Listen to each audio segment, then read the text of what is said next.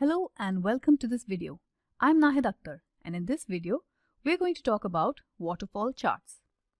You can think of a waterfall chart as a special kind of column chart, where the columns in the middle are not joined to the x-axis, but floating like this. They're usually used when you want to display how a quantity changes over time, either through negative or positive changes. For example, this waterfall chart here shows how a company's revenue had increased over the course of a year. It started off with $10,000. Obviously, this is a fake company, so you won't find the numbers very realistic.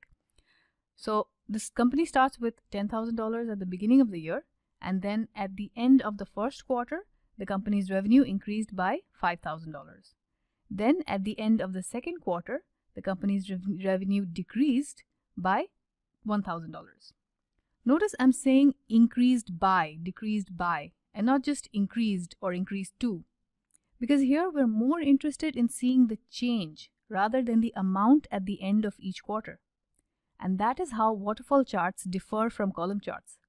We get to see how the quantity changed.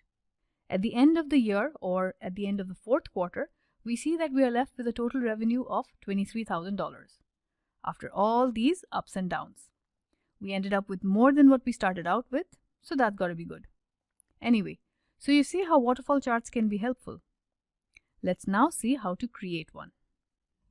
So we have this data here from which we want to create a waterfall chart. Whenever you want to create a waterfall chart, you always have to represent your data like this. You want to have your x-axis labels in the first column and the changes in the value in the second column. When you want to represent a positive change, your value will be a positive number. And when you want to represent a negative change, your value will be a negative number. You can also use the accounting format or the financial format, in which case your negative numbers will be in brackets. Now let me undo this because I prefer using the minus sign.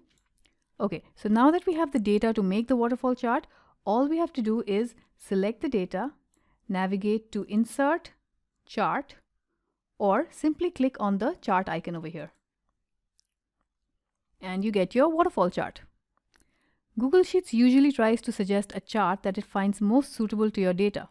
As you can see, Google Sheets automatically found a waterfall chart as the best representation of your data. But it might not always be able to guess right.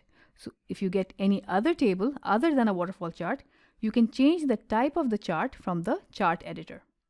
This, as you can see, is the chart editor. And from the chart editor, simply click on the Setup tab, and under Chart Type, you'll see a wide selection of chart options. Just select the waterfall chart. You'll find it either under the Suggested or the Other categories. Okay? Now that you have a waterfall chart, you can go ahead and customize it. To customize your chart, you need to use the Customize tab of the chart editor. By the way, if you can't see your chart editor, all you need to do is double-click on your chart and your chart editor will reappear. Now, let's customize this chart a bit. Let's change the chart title to Quarterly Revenue over the past year. I can change the chart's title color, the font, whatever I want. I can center it. Now, notice what happens when I hover over the bars. I can see the data value that each bar represents. See? Amount 3000, amount minus 1000. But if you want the data labels always displayed for each bar, here's what you do. Okay, let's go to the chart editor, customize, then scroll down to series. This is the series category. And then scroll down, check the box next to data labels. And you can now clearly see what data value each bar represents. See? I can even specify which part of the bars I want to position the labels on. Like for example, if I want to position them at the center, inside end, outside end, inside base. See how the positions change? You can even change the colors of the bars.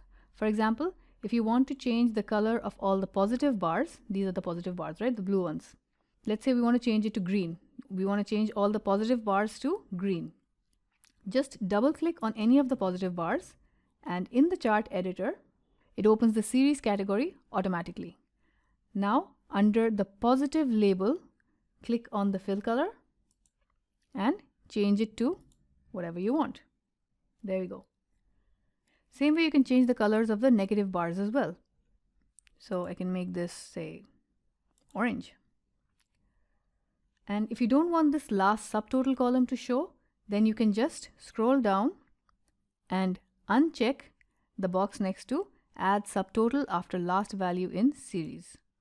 When you uncheck it, see, your subtotal column went. There's a lot more that you can do with waterfall charts. You can read more about it in my article that I've linked in the description below this video. As for this video, that's all I've got. If you found it helpful, please hit the like button and click on subscribe if you want to see more videos like this. Thank you and have a nice day.